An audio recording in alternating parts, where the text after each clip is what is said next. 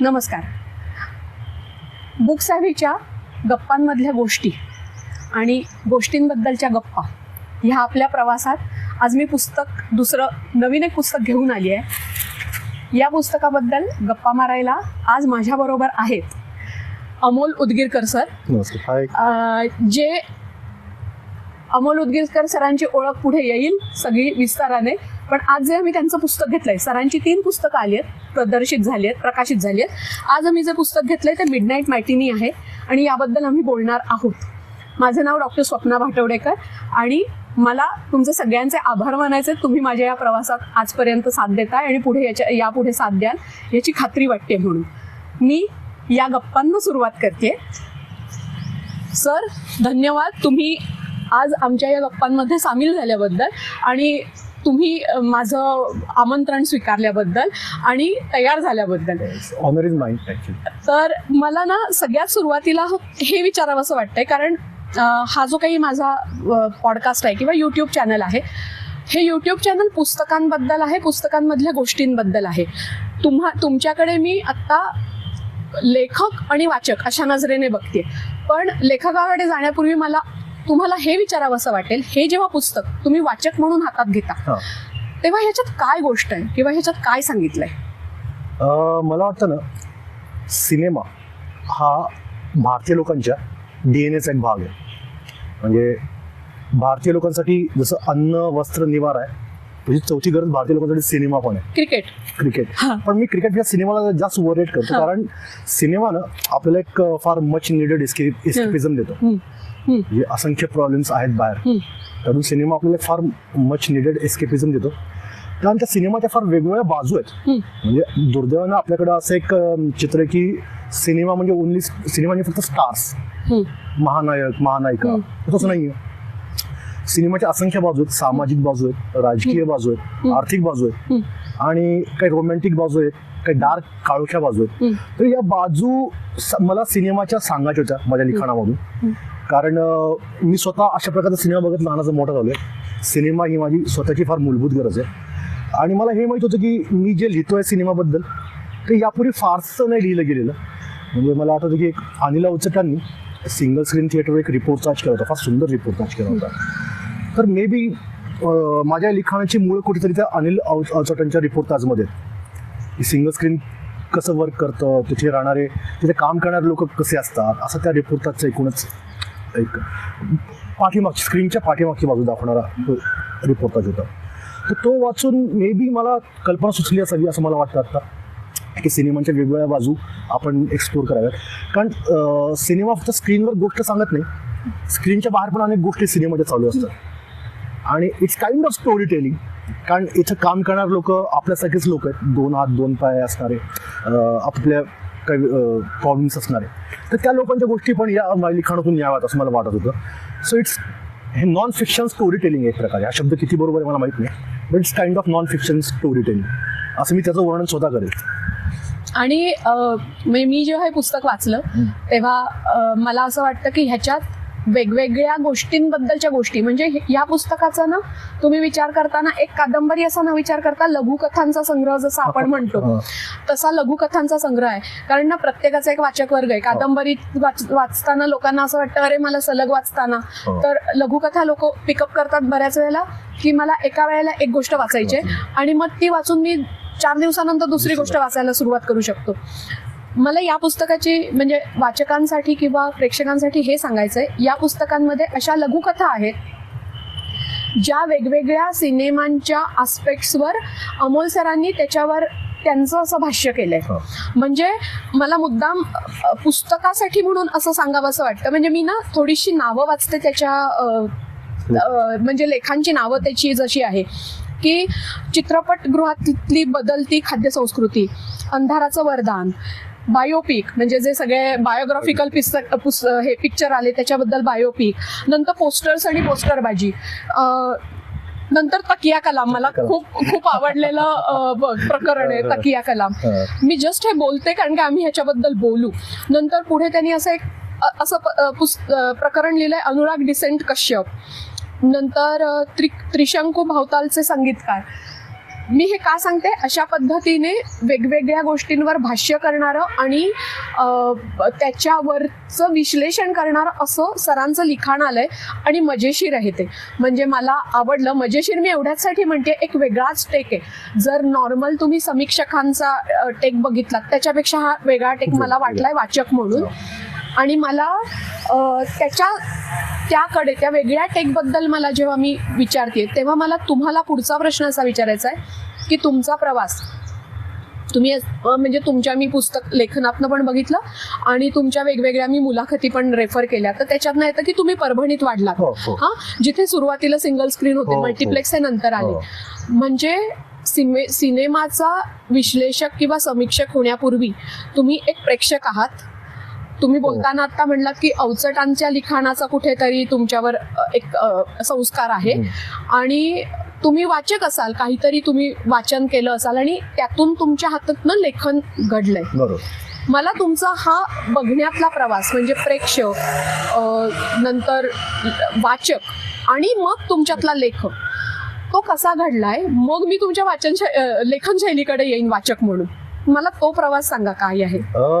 मला लहानपणापासून सिनेमा बघायला प्रचंड आवडायचं. म्हणजे मी खूप छोट्या शहरातून आलोय आणि तिथे शाळा बुडून सिनेमा बघणे खूप मोठं बंड आहे प्रकारे आमच्याकडे. खूप वाईट गोष्ट समजली जायची सिनेमा बघणं लहान मुलांनी. तो काळ मी बघितलाय 80s मधला, लहानपणाचा लेट 80s मधला. तर मी माझे मित्र शाळा बुडून सिनेमा बघायला जायचो आणि त्यांना किक होती त्याच्यामध्ये की मी आई बाबांना न सांगता, मोठ्या कुठल्याही माणसाला न सांगता सिनेमा चाललो. एक प्रकारे त्या वेळात गरजेची किक देणार होतं काहीतरी.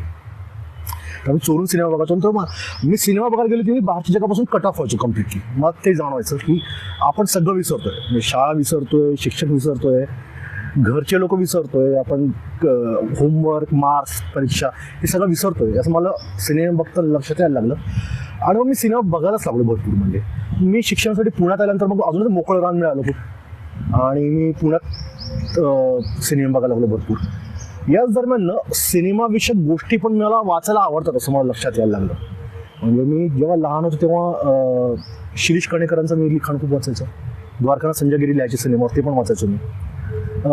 हे लिखाण खूप हलकं फुलकं मनोरंजक असं लिखाण होतं. पण सिनेमाविषयक गंभीर लिखाण असं म्हणाल तर मुकेश माचकर महाराष्ट्र टाइम्समध्ये चित्रपट समीक्षा करायचे त्या काळात.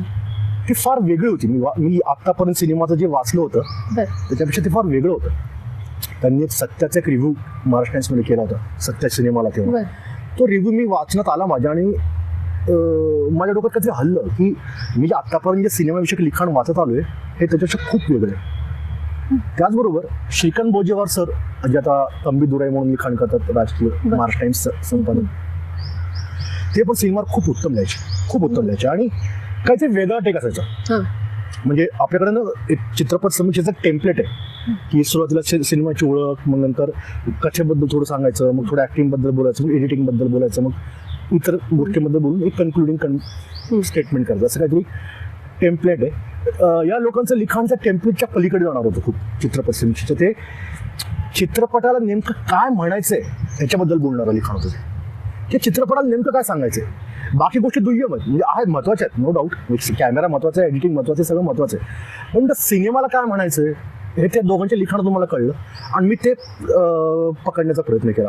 सो माचकर सर आणि बोजेवार सर हे फार महत्वाचे टप्पे आहेत माझ्या चित्रपट लिखाणातले. म्हणजे आपण पण असं लिखाण करू असं मला वाटतं जेव्हा करेल तेव्हा. आणि नंतर मी माझं मास कम्युनिकेशन केलं रानडे इन्स्टिट्यूटमधून. पण मी काही पत्रकारितेमध्ये फारसं रुळलो नाही, बाकीचेच कामं करत गेलो. आणि त्यावेळेस सोशल मीडियाचा बूम नेमका त्याच वेळेला सुरू झाला. सो ना मी सिनेमात बघायचोच भरपूर.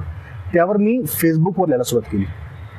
त्यावेळेस फेसबुकवर 2-3 डेडिकेटेड ग्रुप होते चित्रपट समीक्षेला, त्यात मी लिहायला सुरुवात केली. सो त्या अर्थाने मी सोशल मीडियाचा प्रोडक्ट आहे. कारण सोशल मीडियावर जर मी लिहायला सुरुवात केली नसती, मी पुढे सिनेमावर मी बी कधीच लिहिलं नसतं. पण मी सोशल मीडियावर सिनेमाबद्दल लिहायला सुरुवात केली आणि त्याला लोकांचा खूप उत्तम प्रतिसाद मिळायला लागला. आणि माझ्यावर लक्ष गेलं मुकेश माचकर सरांचं. अगेन योगायोग कशा असेल बघा, की त्यांचं लिखाण वाचून मी चित्रपट लिखाणाकडे वळलो. त्यांनी मला नोट केलं की हा चांगला लिहितो सिनेमावर. तर त्यावेळेस एक नवीन वर्तमानपत्र सुरू होतं. त्यांनी मला विचारलं की तू आमच्यासाठी चित्रपट समीक्षा करशील का. सो मला खूप आनंद झाला की आपलं लिखाण न्यूजपेपरमध्ये येणार ही अजूनही माझ्यासाठी खूप मोठी गोष्ट असते. सो मुकेश माचकर सरांनी पहिली संधी दिली मी मराठी लाईव्ह नावाच्या पेपरमध्ये, आणि मी त्याचं चित्रपट समीक्षा करायला लागलो मी. पण मला ती चित्रपट समीक्षा करताना मला असं एक जाणवायला लागलं की मला ना ह्या समीक्षेपेक्षा ना सिनेमाच्या बाकीच्या ज्या बाजू आहेत त्या एक्सप्लोर करायला मला मे बी जास्त आवडेल. आणि मी तसंही लिखाण करायला लागलो. म्हणजे दुर्लक्षित अभिनेते असं मी एक सदर लिहिलं. त्या सदराचं नावच नवनायक होतं. ते नंतर पुस्तक झालं की आपल्याला एक मोठी ए लिस्ट ॲक्टर्सची ओढ नेहमी दिसते, शाहरुख खान, आमिर खान, सलमान खान, अक्षय कुमार, अजय देवगण, ऋतिक रोशन. पण एक असा एक मोठा ॲक्टर जो खूप उत्तम काम करतो आणि त्याचं नाव पण प्रेक्षकांना माहीत नसतं. प्रेक्षक त्याला फक्त चेहऱ्याने ओळखत असतात. पुलंनी जसं ते बॉलिवूडचे पुलंनी बोलत जसं लिहून ठेवले व्यक्तिंवल्लीमध्ये त्या टाईपची ते नव्हते. तर मी त्यांच्या लिहायला सुरुवात केली आणि ते लोकांना आवडायला लागलं. आणि पुढच्याच वर्षी मला अजून एका वर्तमानपत्रानं कॉलमसाठी विचारलं, दिव्य मराठी नावाचा पेपर जो आहे. आणि त्या कॉलमची रूपरेषाच होती की सिनेमाच्या सामाजिक आणि राजकीय बाजू. कारण भारतात सिनेमा फक्त मनोरंजनाचं एक साधन नाही आहे, त्याला खूप सामाजिक आणि राजकीय बाजू आहेत सिनेमाला, आपल्या आर्थिक बाजू आहेत खूप. तर त्या कॉलममधून मला ते एक्सप्लोर करायची संधी मिळाली आणि मग मी लिहायला लागलो. मी जवळपास सगळ्याच वर्तमानपत्रांमध्ये कॉलम्स केले, वेब पोर्टल्सवर कॉलम केले, पुस्तकं झाली. सो असा तो प्रेक्षक टू लेखक असा तो प्रवास घडत गेला. मला ना न नायकचा तुम्ही उल्लेख केलात म्हणून सांगते. म्हणजे 3 पुस्तकांपैकी जर मला विचारलं असतं किंवा रादर तुम्हालाही लक्षात आलं असेल की खूप साऱ्या लोकांना न नायक बद्दल बोलायला आवडतं किंवा ते जास्त इंटरेस्टिंग वाटतंय आणि मलाही वाटतंय ते का नाही. सो हा जर चॉईस माझ्याकडे असता तर मी कदाचित म्हटलं असतं की सर आपण न नायक बद्दल बोलूया. पण मला ना वाचकांसाठी हा गप्पा हव्यात, या गप्पा हव्यात किंवा वाचकांकडून आलेल्या या गप्पा हव्यात. आणि म्हणून मी सरांना हा प्रश्न विचारला की तुमच्या 3 पुस्तकांपैकी तुम्हाला कुठचं पुस्तक चर्चेसाठी निवडावं असं वाटतंय. आणि तेव्हा सरांनी मला हे पुस्तक सांगितलं की मला या पुस्तकावर बोलावंसं वाटेल. तर माझा पुढचा प्रश्न हा आहे की आजच्या गप्पांसाठी जेव्हा तुम्ही हे पुस्तक निवडायचं ठरवलं त्याच्या मागे विचार काय आहे? त्याच्या मागे एक थॉट प्रोसेस अशी होती ना की न नायक ना हे व्यक्तिविशेष पुस्तक आहे. ओके, आपण माणसांबद्दल बोलतो, इट्स गुड, नॉट बॅड. हे पुस्तक larger as a cinema, as a art, cinema as a political medium, cinema as a social medium, सिनेमाच्या आर्थिक बाबी याच्यावर हे बोलणारं पुस्तक आहे. आणि याच्यावर फारसं अजून मराठीमध्ये फारसं तितकंसं लिखाण झालेलं नाही आहे. आणि जसं आईवडिलांना आपलं जरा मागं पडलेलं मूल जरा जास्त लाडकं असतं की नायक प्रचंड चाललं, हे पण चाललंच पुस्तक, डेफिनेटली चाललं. पण जसं मी म्हटलं की आपल्या लोकांना व्यक्तिविशेषमध्ये जास्त रस आहे आणि इश्यू बेस्ड लिखाणात तुलनेने कमी आहे. तर त्यामुळे मला वाटलं की या विषयावर बोलावं जेणेकरून हे पुस्तक अजून लोकांपर्यंत पोहोचेल आणि अजून लोक वाचतील आणि त्यांना सिनेमाबद्दलच्या काही वेगळ्या गोष्टी मे बी कळतील, मे बी कळणार नाही, कळतील.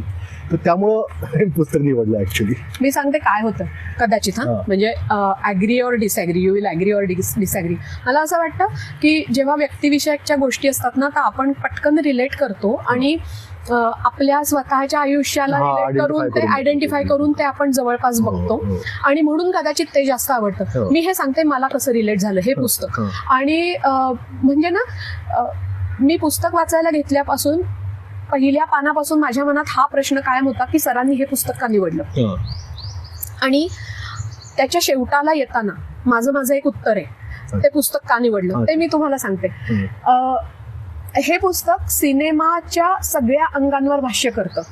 ओके, मी प्रत्येक गोष्ट, मी स्वतः ओडी कन्सल्टंट आहे, प्रॅक्टिसिंग ओडी कन्सल्टंट आहे. त्यामुळे ना माझा कायम चष्मा बघण्याचा हा ऑर्गनायझेशनचा असतो. हा म्हणजे तुम्ही जेव्हा हे पुस्तक लिहिलंय तेव्हा मी film industry as an organisation किंवा युनिव्हर्स ऑफ ऑर्गनायझेशन असं मी जेव्हा बघते तेव्हा मला हे पुस्तक इतकं महत्त्वाचं वाटतं की या पुस्तकामध्ये फिल्म युनिव्हर्सच्या तुम्ही जे म्हणलात marketing, finance, exactly, organisation as a unit, नवीन प्रयोग अशा अनेक गोष्टींवर हे भाष्य करतं.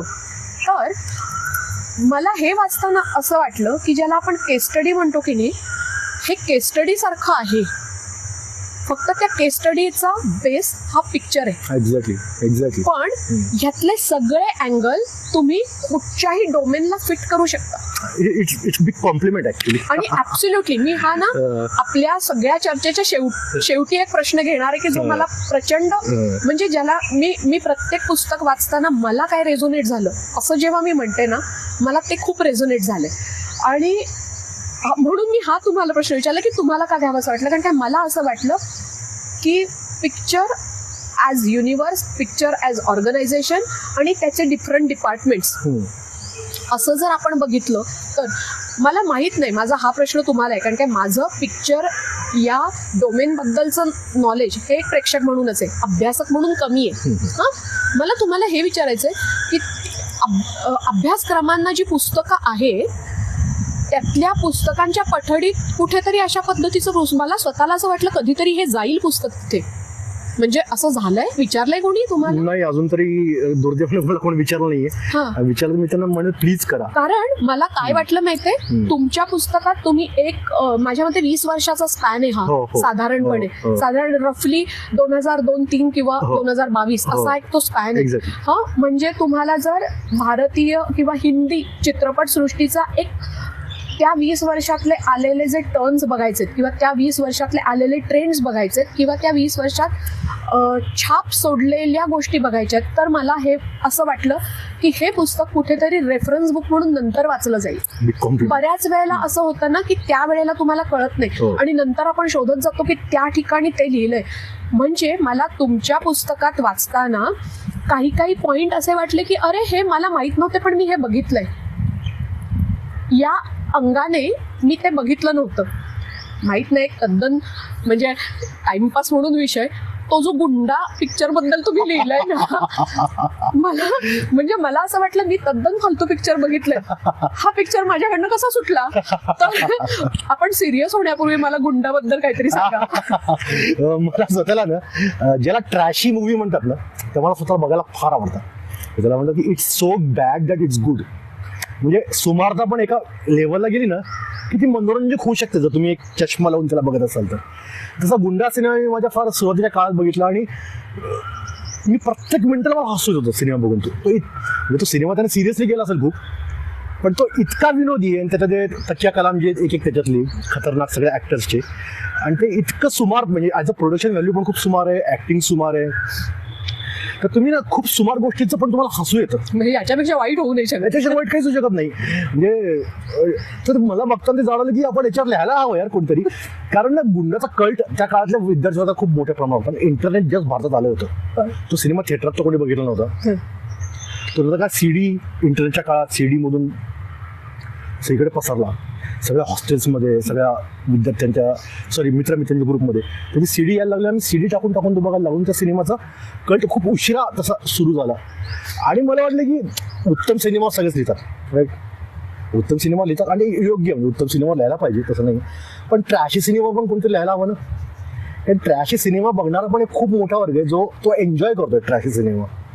तर तो त्या वर्गाला नावच आहे, माझं कॅम्प असं नाव आहे की ट्रॅशी सिनेमा, जो त्याचं काही लॉंग फॉर्म आहे मला आता आठवत नाहीये, पण ट्रॅशी सिनेमा एन्जॉय करणारा एक मोठा वर्ग आहे, त्यातून मी एक त्याचा भाग आहे. तर त्यामुळे गुंडा सिनेमा माझ्या लिखाणात 2-3दा आला आतापर्यंत. आणि मला विचारायचं, तो युट्यूबला अवेलेबल आहे का? म्हणजे आता मला त्याचा थोडासा कुठेतरी बघायचा असेल, आय डोंट नो कुठे बघू शकतो, मला शोधावं लागेल. मी तर सीडीवर बघितला तेव्हा होतो. आणि त्याच्यातून इंस्टाग्राम झालंय काय, इंस्टाग्रामवर रील्स येतात खूप. ओके, तर तुम्हाला सिनेमा बघायची गरज उरली नाही, सिनेमा स्टोरीच नाहीच अशी म्हणजे.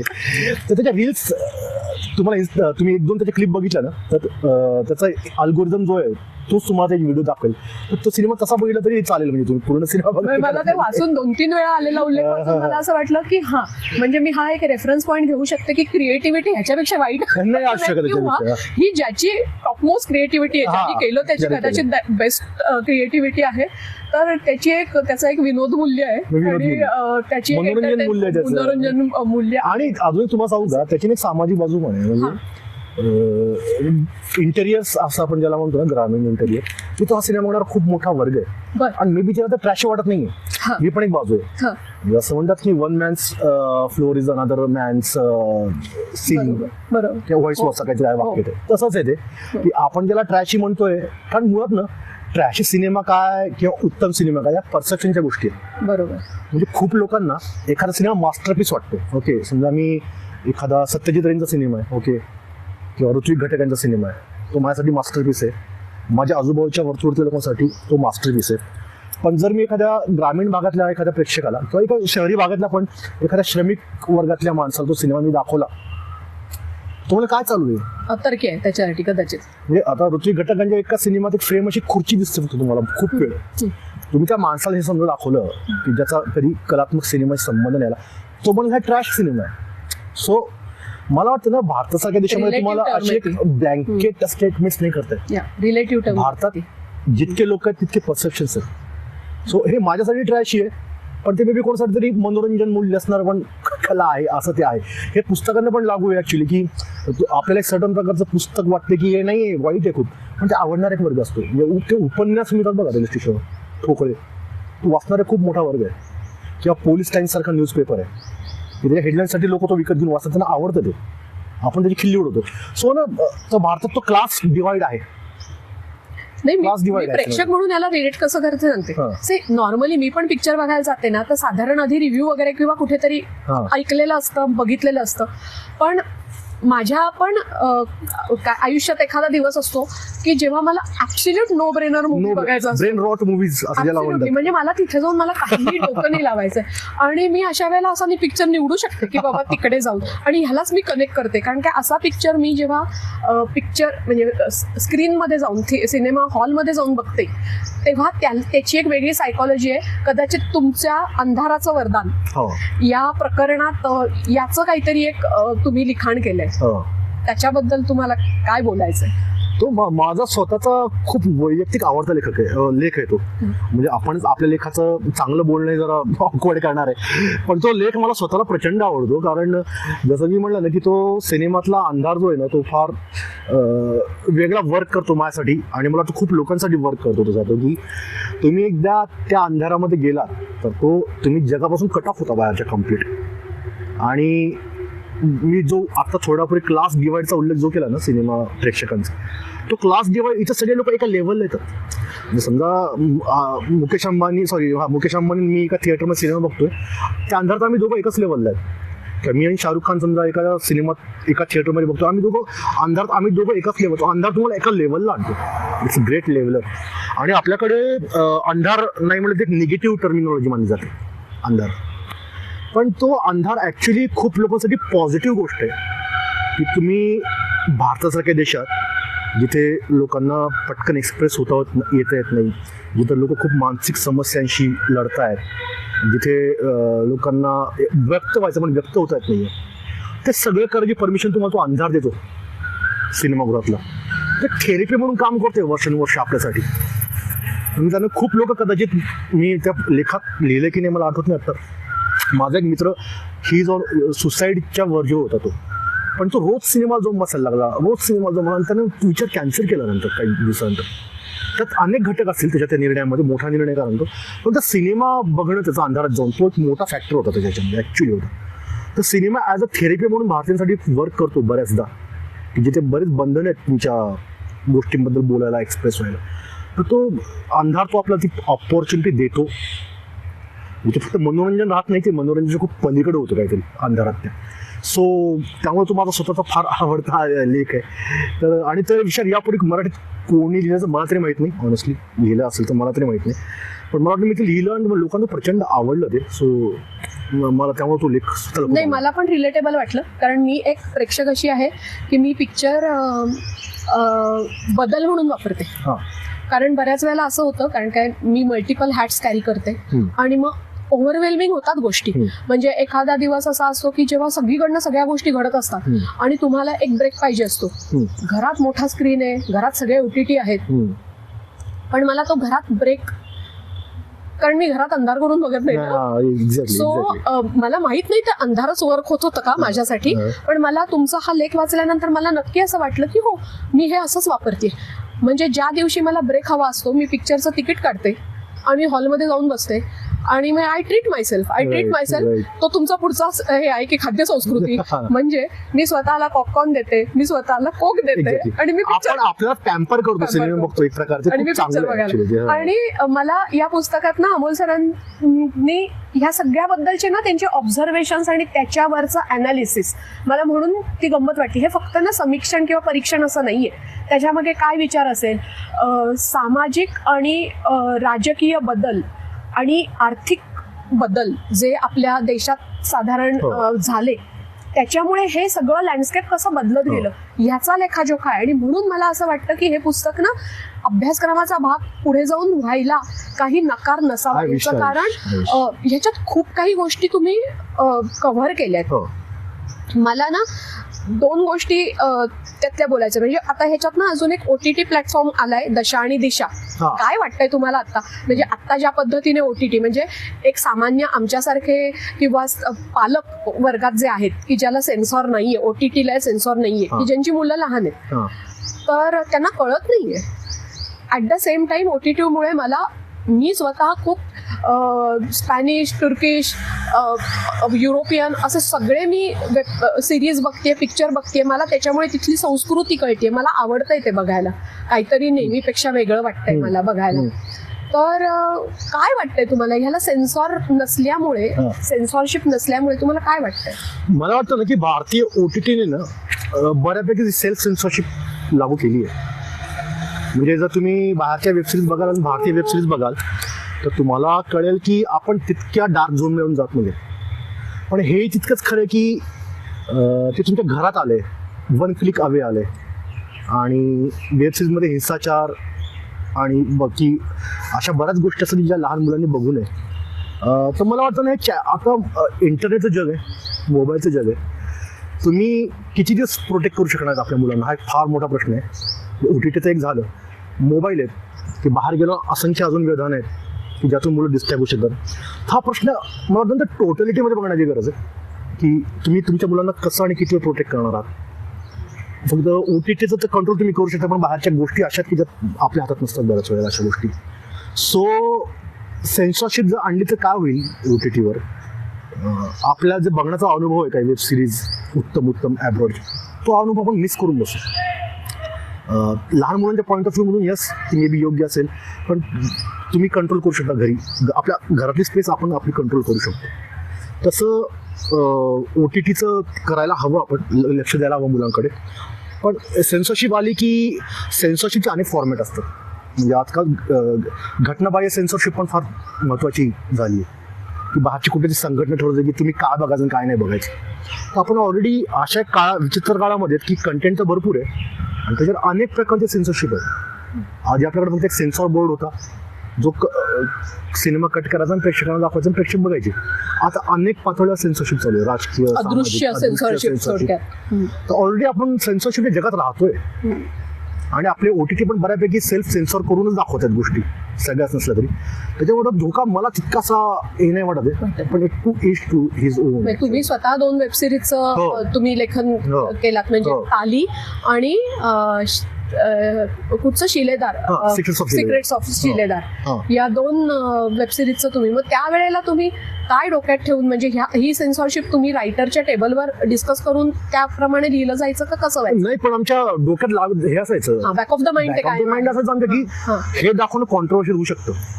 मी तेच म्हणतो की आता सगळ्यांच्या डोक्यात ते मीटर लागलंय भारतीय आर्टिस्ट लोकांच्या की काय दाखवायचं, काय नाही दाखवायचं, नावं काय ठेवायची, आडनावं काय ठेवायचे पात्रांचे.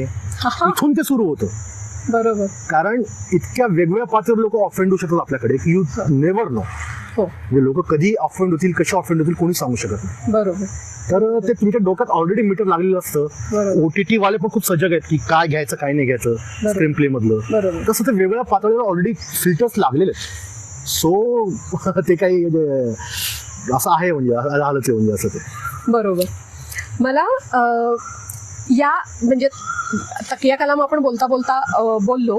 ओके, मी मगाशी म्हटलं मला काय कनेक्ट करावं असं वाटतं ते मी आता तुम्हाला सांगते. तुमचं ना एक, आणि ह्याच्यावर तुम्ही भाष्य करावं किंवा त्या गोष्टीला आता 20 वर्ष झाली. सरांचं एक प्रकरण आहे जे लिहिलंय त्यांनी, जर हिंदी सिनेमासृष्टीत TV स्पॉट बॉय नसतं आणि मला स्वतःला ते खूप आवडलं प्रकरण. आणि रादर म्हणजे प्रत्येक पुस्तकात ना एक काहीतरी सेक्शन असा असतो की जो सेक्शन वाचल्यानंतर मी पॉजच घेते. म्हणजे आय डोंट गो अहेड, मी लगेच ते पुढचं वाचायला सुरुवात नाही करत, कारण बऱ्याच वेळेला त्या गोष्टी पचायला किंवा डायजेस्ट व्हायला वेळ लागतात. आणि मला ही गोष्ट स्टार्टअप कल्चरसाठी कनेक्ट करावीशी वाटते की नवीन काहीतरी, म्हणजे एक ऑलरेडी ट्रेंड चाललाय तुमचा आणि त्या ट्रेंडमध्ये एक धक्का देणारा काहीतरी मला ट्रेंड, म्हणजे मला ट्रेंड आणायचा आहे म्हणून मी ट्रेंड आणत नाही, पण नेहमीच्या काहीतरी गोष्टीपेक्षा मला काहीतरी वेगळं करायचंय. आणि मला असं वाटतं की UTV स्पॉटबॉय ही गोष्ट मला SME किंवा MSME किंवा स्टार्टअप कल्चर ह्याच्याशी वाटते की मी नवीन प्रॉडक्ट किंवा नवीन प्रोसेस बिझनेसमध्ये आणते, याच डोमेनमध्ये आणते आणि मी ती फ्लरिश करते. आणि मग ती एका पॉइंटला म्हणजे कुठेतरी ती मोठ्या ह्याच्यात मर्ज तरी होते, नाही तर तो माझा धंदा. म्हणजे थोडक्यात UTV स्पॉटबॉय ही 100 वर्ष जगणारी कंपनी नाहीये. एक्झॅक्टली. तिचं 20 वर्षाचं साधारण लाईफ स्पॅन आहे, पण त्या 20 वर्षाच्या लाईफ स्पॅन मध्ये तिने व्यवस्थित धक्का दिलाय त्या कम्प्लीट इकोसिस्टीमला. मी व्यवस्थित धक्का दिलाय, कारण का हे प्रकरण वाचेपर्यंत मला माहित नव्हतं हे काय आहे, पण मला हे प्रकरण वाचल्यावर काय लक्षात आलं माहितीये, मला ते सगळे पिक्चर आवडलेत. अरे वा. जे UTV स्पॉटबॉयने केलेले आहेत. रादर ते सगळे इम्पॅक्ट माझ्यावर झालेत. म्हणजे मला पण मुंबई पुण्याच्या बाहेर जाणारा पिक्चर हवा होता. मला पण लंडनचा दिलवाले दुल्हनिया च्या पलीकडे काहीतरी बघायचं होतं. म्हणजे जे आपण दम लगा के हैशा मसान वगैरे पिक्चर जे होते, किंवा बिहार वगैरे किंवा पटनामध्ये जे फिल्म पिक्चर होते, मला पण हे बघायचं होतं. म्हणजे मी प्रेक्षक म्हणून तुम्हाला गंमत सांगते, मला तो दिल तो पागल हे खूप आवडला पिक्चर. पण मला प्रश्न पडायचा, कारण मी सुद्धा छोट्या गावात आले, ही अशी मुलं कुठे आहेत. आज आता मला कळतं आहेत ती, त्यांचं एक युनिव्हर्स वेगळं आहे, पण त्या वेळेला मी त्या युनिव्हर्सला कनेक्ट करू शकत नव्हते. आणि अशाच वेळेला कुठेतरी तो दमलगा के हैशासारखा पिक्चर येतो, किंवा बाकी छोटे छोट्या गावातनं आलेले पिक्चर येतात की जिथे विगँग्स ऑफ वासेपूर तिथनच आहे. मला हा तिथे कनेक्ट करावासा वाटला. तर UTV स्पॉटबॉयवर भाष्य करताना मला त्याचा उपप्रश्न असा आहे की आता तुम्हाला असं अजून काय दिसतंय, म्हणजे नवीन याच्यात पण काय दिसतंय, आणि UTV स्पॉटबॉय बद्दल तुम्हाला काय वाटतं? UTV स्पॉटबॉय जसं मी फारच त्याचं यथार्थ वर्णन केलं की स्टार्टअपच होता. एक काही तरुण लोकांनी एकत्र केलं स्टार्टअप की ज्याला कोणीच संधी द्यायला तयार नव्हतं, असा तो स्टार्टअप होता. आणि तो वर्क झाला. आणि त्यांची ना एक्झिट पॉलिसी रेडी होती की मला एक्झिट कधी करायची. हे मला इंटरेस्टिंग वाटलं. उत्तम बिझनेसचं लक्षण काय असतं की तुमची एक्झिट पॉलिसी रेडी हवी. जसं रॉनी स्क्रूवाला खूप मोठं नाव आहे इंडस्ट्रीमधलं, UTVचे मालक तेव्हाचे, त्यांची एक्झिट पॉलिसी रेडी होती. आता त्यांचं स्वतःचं अजून दुसरं एक मोठं प्रोडक्शन हाऊस आहे, त्यांनी ते विकलं, स्वतःचं अजून नवीन सुरू केलं. सो हे बदलत राहणं जे असतं ना, ते फार महत्त्वाचं असतं तुमच्या, जर तुम्हाला रेलिव्हंट राहायचं असेल तर. म्हणजे आता अनेक जुने प्रोडक्शन हाऊस असे सध्या बॉलिवूडमध्ये की जे तेच करतात वर्षानुवर्ष, तुमच्याकडे नवीन काहीच नाही. तर ना शेवटी बघा, फिल्म आपण इंडस्ट्री म्हणतोय त्याला, ती इंडस्ट्री आहे. म्हणजे आपल्याकडे ती कला आहे आणि ते महान कला आहे, कलेचं मंदिर आहे वगैरे, असं काहीतरी एक नॅरेटिव्ह आहे. कला आहे का, नक्कीच आहे, पण तो कॉमर्स पण आहे. हे ना कला आणि कॉमर्सची सांगड आहे फिल्म्स बनवणं. म्हणजे कारण फिल्म्स बनवणं ही खर्चिक कला आहे फार. म्हणजे तुम्ही असंच राहून नाही फिल्म बनवू शकत. तुम्ही अनेक लोक तुम्हाला त्यासाठी एकत्र करावे लागतात, मोठा पैसा लागतो, त्यासाठी बजेट लागतं खूप मोठं, स्पेशलिस्ट लोक लागतात. मग तो सिनेमा बनतो. मग सिनेमा बनल्यानंतर रिलीज करण्याची वेगळी शर्यत असते, स्पर्धा असते. हे खूप कॉम्प्लिकेटेड आणि अवघड प्रोसिजर आहे सिनेमा बनवण्याची. तर मला वाटतं सिनेमाकडं या पुस्तक वाचणाऱ्या लोकांनी पण ना, कला आहे वगैरे सगळं ठीक आहे, मान्य आहे मला ते, पण ते कॉमर्स पण आहे, याच्याकडे आपण दुर्लक्ष व्हायला नको ना. तर तुमची इंडस्ट्री नष्ट होईल. कारण जर आर्थिक चलनवलन होत नसेल इंडस्ट्रीमध्ये, कुठली इंडस्ट्री नंतर नष्ट होते. अनेक देशांमध्ये फिल्म इंडस्ट्री अशा नष्ट झालेल्या आहेत यापूर्वी की लोकच नाही सिनेमा बघायला, कारण लोक आयडेंटिफायच नाही करतात सिनेमाशी. सो मी ह्या पुस्तकात जे कमर्शियल सिनेमाबद्दल जे लिहिलं आहे मेजॉरिटी, त्याचा पॉईंट तोच आहे की हे सिनेमे पण खूप महत्त्वाचे आहेत. म्हणजे जितके सत्यजित जरी महत्त्वाचे तितकेच फराह खान पण महत्त्वाचे, असं माझं वैयक्तिक मत आहे. कारण ते पैसे आणतात इंडस्ट्रीमध्ये, आर्थिक चलनवलन घडते, लोकांना काय मिळतंय, लोकांच्या हातात पैसा येतोय, एक मोठी इकॉनॉमी चालू आहे त्याच्यावर. आणि अशा गोष्टींचा विचार करून UTV स्पॉट बॉयसाठी प्रोडक्शन हाऊस सुरू झाले की बघणाऱ्याला पण आपण जे देऊ, ज्याला हवं आहे ते, काम करणाऱ्यांना पैसे देऊ, बजेट छोटं ठेवू, कारण शेवटी सगळा खेळ बजेटचा आहे. असं म्हणतात की movies don't fail, budgets do. म्हणजे सिनेमाचं योग्य बजेटमध्ये बघा तर कधीच नुकसानीत जात नाही.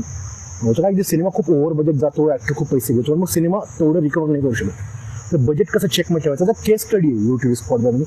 आणि UTV स्पॉट बॉय जरी गेले असले तरी त्यांनी एक कल्चर आणलं इंडस्ट्रीमध्ये असंच. नंतर फॅन्टम मूवीज सुरू झाल्या, अनुराग कश्यप, विक्रम मोठ्यांची ती फॅन्टम मूवीज. आनंदराच्या फिल्म प्रोडक्शन हाऊस आहे सध्या, ते अशा प्रकारचे फिल्म करतोय. त्यांनी जे कल्चर आणलं ते जवळपास सगळ्यांनी अडॉप्ट केलं. आता सगळ्यांनी अडॉप्ट केलं. मध्यंतरी आयुष्मान खुराना आणि राजकुमार रावचे बरेच सिनेमा आले होते असे की छोट्या छोट्या गोष्टींवर बोलणारे. तर एक नवीन कल्चर त्यांनी आणलं, नक्कीच डेफिनेटली आणलं, आणि ते टिकलं, कारण ते सगळ्यांसाठीच एक व्हायबल असं ते आर्थिक कल्चर होतं. तर UTV स्पॉट बॉयचा खूप मोठा इम्पॅक्ट आहे इंडस्ट्रीवर. आणि दुर्दैवानं तर फारसं बोललं जात नाही. त्यामुळे लेख लिहायची मागची भूमिका तीच होती की चला आपण, कारण मी त्यांचे सिनेमे जसं तुम्हाला आवडले तसं मलाही आवडले फारच. तो सिनेमा ना ग्रामीण निमशेरी भागात जाणारा सिनेमा, जो यापूर्वी रडारवर नव्हता, मध्यंतर नव्हता. म्हणजे आधी बरेच ग्रामीण पार्श्वभूमीचे सिनेमे बनायचे 60-70s मध्ये, ते बंद झालं. मग पुन्हा दिल चाहतानंतर पुन्हा अर्बन सिनेमे आले. तर सिनेमाचे ट्रेंड्स बदलत राहतात. जागतिकीकरणानंतर पुन्हा अर्बन सिनेमे जास्त बनायला लागले, लव्ह स्टोरीज बनायला लागल्या. तर अशी प्रत्येक गोष्ट तुमच्या देशाच्या आर्थिक आणि सामाजिक बदलांशी रिलेटेड आहे, यांचं इव्हॉल्व्ह होत जाणं. म्हणजे मला ना फक्त एक गोष्ट म्हणजे समजून घ्यायची की याच्यात तुम्ही असं लिहिलं की त्यांनी मार्केटिंगचं बजेट पण बरोबरीने आणलं. हो. तो ट्रेंड त्यांच्यापासून सुरू झाला का त्याच्या आधी पण? आधी काय होतं, फार आधीच्या काळातलं मार्केटिंग म्हणजे ना की इज लाईक फायरिंग इन अंधारात गोळीबार केल्याचा गोष्ट. आणि यांनी काय केलं, त्या सोशल मीडियाचा इमर्जन्स आला होता 2008-2009 काळ. तर त्यांनी सोशल मीडियाचा, कारण सोशल मीडिया फ्री होता, त्यांनी सोशल मीडियाचा फार उत्तम वापर केला मार्केटिंग आणि ह्याच्यासाठी. आता हिरोला प्रत्येक ठिकाणी जाऊन हात हलवून दाखवायची गरज नाही आहे, तो जाऊ शकत नाही देशभरात सगळीकडे. सोशल मीडिया देशभरात सगळीकडे 2 मिनिटात पोहोचतो. तर त्यांनी सोशल मीडियाचा उत्तम वापर केला आणि त्यांनी म्युझिक फार उत्तम वापरलं.